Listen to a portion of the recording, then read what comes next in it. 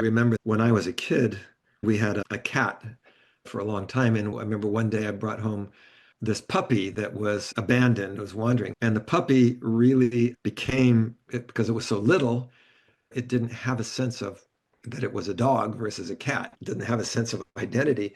And so this dog would start to do things that the cat did. I remember one day seeing the cat was walking across the top of this fence, and there behind it is this dog walking on the fence behind it. So that's interesting. You would not normally see that. Bateson gave another very interesting example because he was an anthropologist and he would travel to exotic places. One time he brought home a baby monkey, and it so happened that I think it was his daughter Nora had a new puppy, and the little baby monkey and the puppy would try to play together.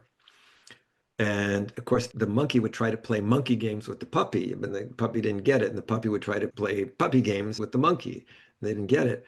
But they kept, because it was, they had this desire to play.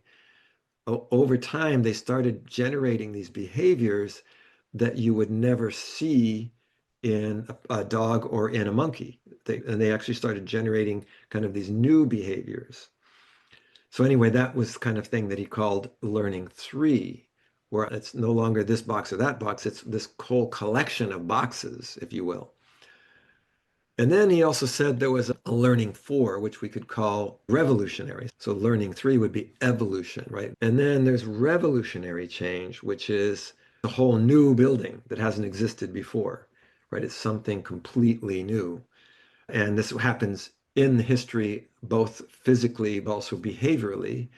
We see right now, human beings in particular have this quality of being able to take our own evolution to these completely new possibilities that have not been in the species before. For example, something like space travel.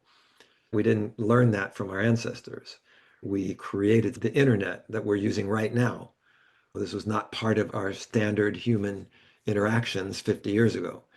Artificial intelligence, which we've created, is going to create these other kinds of revolutionary changes where there will be these new boxes that did not exist before, for better or for worse, because we also see in behavior of young people and all that these new ways of being are not necessarily, because they're not evolving naturally out of our history.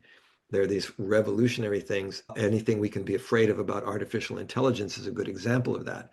It's not coming organically, so we cannot be sure that it's going to be in service of the natural development.